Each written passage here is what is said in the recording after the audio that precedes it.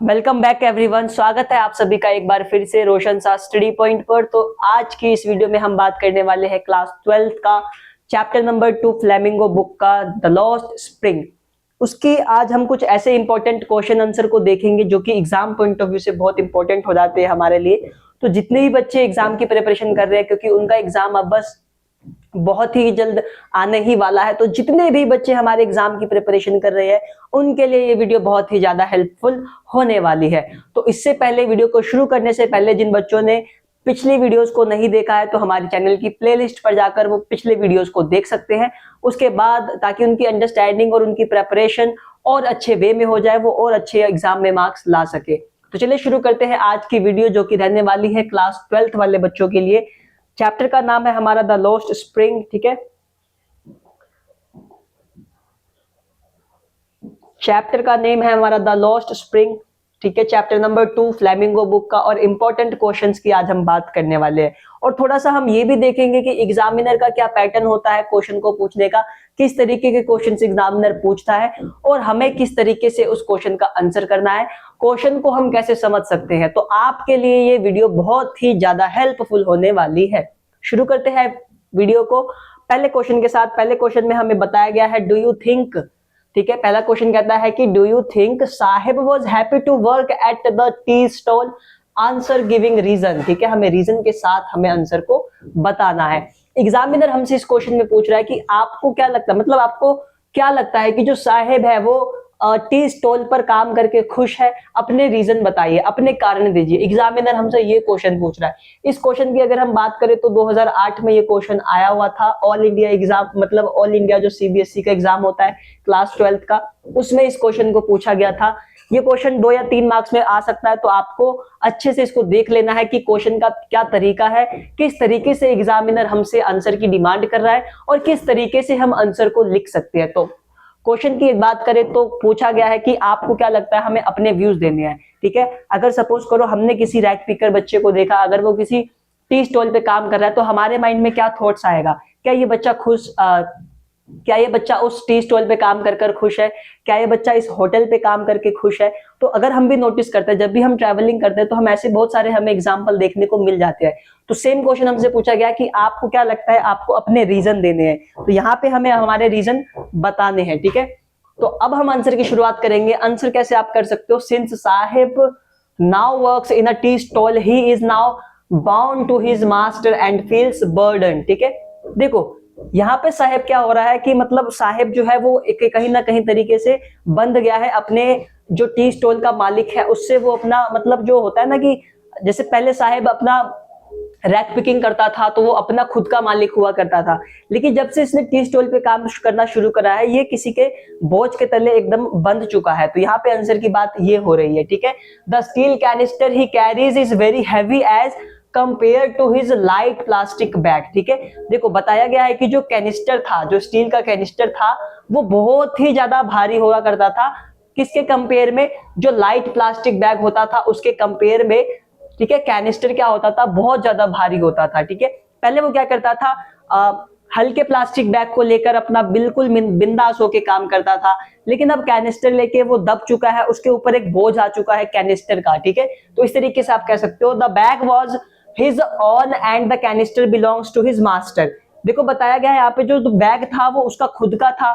ठीक है, और लेकिन जो कैनिस्टर यहाँ पे बताया गया है वो कैनिस्टर किसका है, वो उसके मालिक का है। ठीक है, whose orders he now has to follow, जिसके ऑर्डर्स को उसको अब फॉलो करना पड़ता है। so he is no longer his own master। ठीक है, तो वो अब अपना खुद का जो मालिक है वो अब नहीं है, वो किसी के अंदर काम कर रहा है, यानी कि किसी के बोझ, मतलब एक बोझ वर्ड है तो उसमें आप समझ सकते हो। ठीक है, तो ये हमारा फर्स्ट क्वेश्चन कहता है कि क्या आपको लगता है शायद खुश था, तो हमें नहीं लगता है कि वो अब खुश है। ठीक है, इस तरीके से आप आंसर को लिख सकते हो।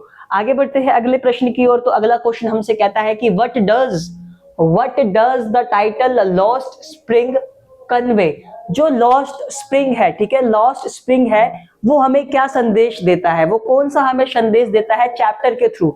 तो हमसे ये एग्जामिनर पूछ रहा है। तो ये क्वेश्चन भी बहुत इंपॉर्टेंट हो सकता है, 5 मार्क्स में ये क्वेश्चन आ सकता है। ठीक है, 5 मार्क्स में क्वेश्चन पूछ लेगा कि बताओ कि क्या हमें शीर्षक मतलब जो शीर्षक है, इस शीर्षक से हमें क्या सीखने को मिलता है, तो ये क्वेश्चन आप कैसे कर सकते हो, ठीक है। तो हम बताएंगे the title Lost Spring conveys how millions of childrens in India loss out on living the spring of their lives, ठीक है।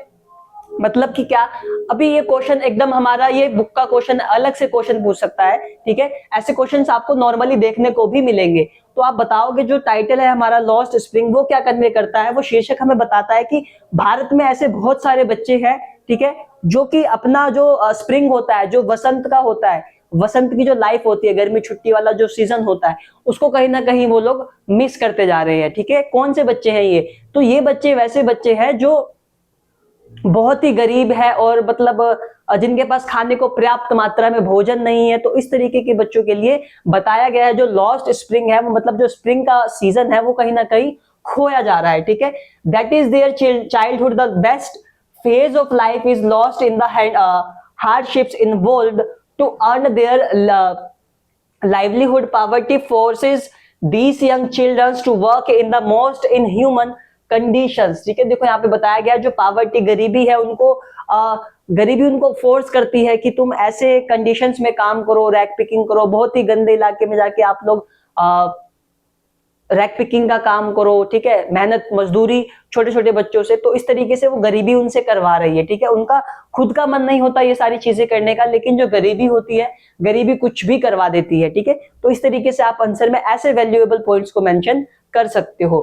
As a result of which they miss out on the fun of childhood, ठीक है। इसी के कारण, इसी result के कारण वो लोग क्या करते हैं, वो बच्चे जो है वो अपने चाइल्डहुड के फन को मिस करते जा रहे हैं। क्या करते जा रहे हैं, चाइल्डहुड का जो फन होता है, ठीक है, उसको वो मिस करते जा रहे हैं, ठीक है। इस तरीके से आप पॉइंट्स को मेंशन कर सकते हो। विच हैम्पर्स देयर ग्रोथ, ठीक है, जो कि उनकी ग्रोथ को भी कहीं ना कहीं नुकसान पहुंचा रहा है ना। तो इस तरीके से आप इस क्वेश्चन का आंसर कर सकते हो। 5 मार्क्स के लिए क्वेश्चन है, तो उम्मीद करता हूं आपको ये क्वेश्चन भी अच्छे से समझ में आ गया होगा। नेक्स्ट क्वेश्चन की अगर हम बात करें,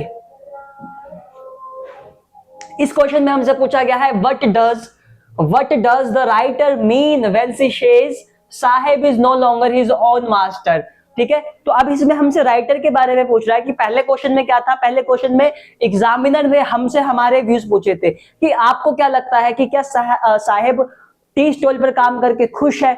लेकिन इस क्वेश्चन में पूछा गया है कि आपको क्या लगता है जो राइटर के व्यूज है, राइटर का जो व्यूज है, क्या वो व्यूज मतलब सही है या नहीं, ठीक है। क्या सोचता है राइटर उस साहेब के बच्चे साहेब के बारे में, ठीक है। आप आंसर कर सकते हो since Saheb now works in a tea stall, मतलब साहब क्या कर रहा है, अब एक टी स्टॉल पर काम कर रहा है। He is now bound to his master and feels burden. The steel canister he carries is very heavier as compared to his light plastic bag. The bag was his own and the canister belongs to his master, whose orders he now has to follow. So he is no longer his own master. तो जो भी पहले question का जो answer था वो same answer की यहाँ पे भी बात की गई है। एग्जामिनर हमसे यहाँ पे खेलने की कोशिश कर रहा है। एग्जामिनर ने क्या करा, वहां पे उसने हमसे व्यूज पूछे और यहाँ पे इसने राइटर का नाम मेंशन कर दिया है, ठीक है। यहाँ पे बोल रहा है कि राइटर को क्या लगता है कि साहेब उस टी स्टॉल पर काम कर कर खुश है। तो देखो यहाँ पे एग्जामिनर ने हमको घुमाया है, आपको नहीं घूमना है, आपको क्वेश्चन को समझना है। क्वेश्चन ये कहता है कि क्या साहेब टी स्टॉल पर काम कर कर खुश है, तो अपने व्यूज दीजिए या राइटर के व्यूज दीजिए, दोनों के व्यूज सेम ही है कि साहेब खुश नहीं है, ठीक है। तो सेम आंसर की बात की गई थी। ये अगर आप इधर देखोगे तो यहाँ पे भी since Saheb now works same line दी गई है। और फर्स्ट क्वेश्चन की जब हम बात करेंगे, यहाँ पे आप फर्स्ट क्वेश्चन की अगर आप फर्स्ट क्वेश्चन को देखोगे तो यहाँ पे भी सेम आंसर दिया गया है, ठीक है। तो आपको कंफ्यूज नहीं होना है, क्वेश्चन पूछने का तरीका थोड़ा अलग हो गया है, बाकी आंसर आपको सारा सेम रखना है, ठीक है। आगे बढ़ते हैं, अगला है हमारा fourth question. It is possible for Mukesh to realise his dream, justify your answer, ठीक है। देखो जैसे कि आप सभी को पता होगा द लॉस्ट स्प्रिंग में हमें 2 पार्ट करवाया गया था। 2 पार्ट में, फर्स्ट पार्ट में हमें साहेब की स्टोरी जानने को मिली थी, सेकंड पार्ट के अंदर हमें मुकेश की स्टोरी जानने को मिली थी, ठीक है। तो ये क्वेश्चन मुकेश सेकंड पार्ट से आया हुआ है कि क्या आपको it is possible for Mukesh to realise his dream, क्या ये मुकेश के लिए पॉसिबल था उसके ड्रीम को रियलाइज करना। जस्टिफाई योर आंसर, अपने आंसर को जस्टिफाई करो, क्या करो, अपने आंसर को थोड़ा मॉडिफाई करो, ठीक है। तो ये हमसे पूछा गया यहाँ पे। तो आप बता सकते हो कि मुकेश का ड्रीम क्या था। Mukesh determination is going to prove instrumental in helping him to realize his dream, ठीक है। his dream can become a reality only if he is able to find a garbage, ठीक है, where he can be taken in as an apprentice and he will have to learn how to drive a car. He will then be able to graduate himself to be a good mechanic, ठीक है। जैसे उसका क्या मतलब, उसका dream था कि उसको मोटर मैकेनिक बनना है, उसको एक ड्राइव करनी है कार को, ये उसका ड्रीम था। तो इसी से हमसे पूछा गया है कि आपको जस्टिफाई करना है, थोड़ा सा आंसर को हमें क्या कर देना है, हमें हमारे आंसर में थोड़े से पॉइंट्स और ऐड करके उसको थोड़ा जस्टिफाई कर देना है, और थोड़ा होता है इंटरेस्टिंग बनाना, तो हमें इंटरेस्टिंग बनाना है आंसर को, ठीक है। तो यहाँ पे थोड़े भारी वर्ड्स यूज किए गए, जैसे डिटर्मिनेशन वर्ड यूज हो गया है, ठीक है। इसके बाद आप देखोगे तो यहाँ पे अप्रेंटिस वर्ड यूज हुआ है, ठीक है। तो ऐसे वर्ड्स यूज हुए हैं ताकि हम अपने आंसर को और जस्टिफाई कर सके, ठीक है। तो आगे बढ़ते हैं फिफ्थ क्वेश्चन की तरफ। फिफ्थ क्वेश्चन क्या कहता है? फिफ्थ क्वेश्चन कहता है कि हु इज मुकेश, मुकेश कौन था, व्हाट इज हिज ड्रीम, और उसका ड्रीम क्या था। मुकेश कौन था और उसका सपना क्या था। बिल्कुल इजी क्वेश्चन, 2 या 3 मार्क्स में पूछा जाएगा। इस क्वेश्चन की बात करें तो ये छोटा सा क्वेश्चन है, तो ये कंपार्टमेंट में 2012 में पूछा गया था, हो सकता है इस बार भी हमसे पूछ लिया जाए, तो आपको इस क्वेश्चन को भी अच्छे से कर लेना है। देखो मुकेश के बारे में बात की गई है कि मुकेश कौन है, तो Mukesh is a child labour, ठीक है, in a glass factory in Firozabad, ठीक है। फिरोजाबाद में एक ग्लास फैक्ट्री है, वहां पे मुकेश कौन है, मुकेश एक चाइल्ड लेबर है, एक मजदूर है, ठीक है, चाइल्ड मजदूर है। Belonging to a family of bangle makers, ठीक है, और एक ऐसी फैमिली से बिलोंग करता है जो कि बैंगल्स बनाती है, ठीक है। बैंगल्स बोले तो चूड़ियां, ठीक है। he shows no fascination towards bangles making and insists of being his own master. He dreams of becoming a motor mechanic. He desired to go to a garbage and get required training for this job, ठीक है। वो चाहता है कि मतलब एक motor mechanic बनना, ठीक है, उसका ड्रीम क्या है, तो एक मोटर मैकेनिक बनना, जिसके लिए वो चाहता है कि वो एक ऐसे गार्बेज में जाए जहां पे उसको एक प्रशिक्षण दिया जाए, एक पर्याप्त ट्रेनिंग दी जाए, ताकि वो एक बहुत अच्छा मोटर मैकेनिक बनकर निकल पाए, ठीक है। तो इस तरीके के क्वेश्चंस आपको एग्जाम में देखने को मिलने वाले हैं। नेक्स्ट बढ़ते हैं, is Saheb happy working at the tea stall, why और व्हाई नॉट, ठीक है। अब देखो यहाँ पे एग्जामिनर ने सेम क्वेश्चन, जैसे कि अभी हमने पिछले स्लाइड में हमने बात की थी कि क्या साहेब टी स्टॉल पर काम कर कर खुश था। तो पहले तो उस एग्जामिनर ने हमसे हमारे व्यूज पूछे, दूसरे क्वेश्चन में एग्जामिनर ने राइटर्स के व्यूज पूछे, तीसरे क्वेश्चन सेम है, लेकिन इसमें पूछ रहा है कि क्या साहेब टी स्टॉल पर काम कर कर खुश है, अगर है तो क्यों, और नहीं तो क्यों नहीं, ठीक है। तो ये क्वेश्चन थोड़ा सा घुमा दिया है, आंसर हमें सेम रखना है इसके अंदर भी, ठीक है। तो आगे बढ़ते हैं नेक्स्ट क्वेश्चन की तरफ। इसका आंसर देख लेते हैं कि किस तरीके से हमें दोनों चीजें बतानी है, अगर वो खुश है तो क्यों है, अगर वो खुश नहीं है तो क्यों नहीं है। तो हमें 2-3 चीजें इसमें बतानी पड़ेगी। सबसे आप स्टार्ट करोगे, नो भाई नहीं, साहेब बिल्कुल खुश नहीं है, Saheb is not happy working at the tea stall, ठीक है, even though he now gets a fixed income of 800 along with all his meal, ठीक है। देखो बताया गया है कि नहीं, साहेब टी स्टॉल पर काम कर कर खुश नहीं है।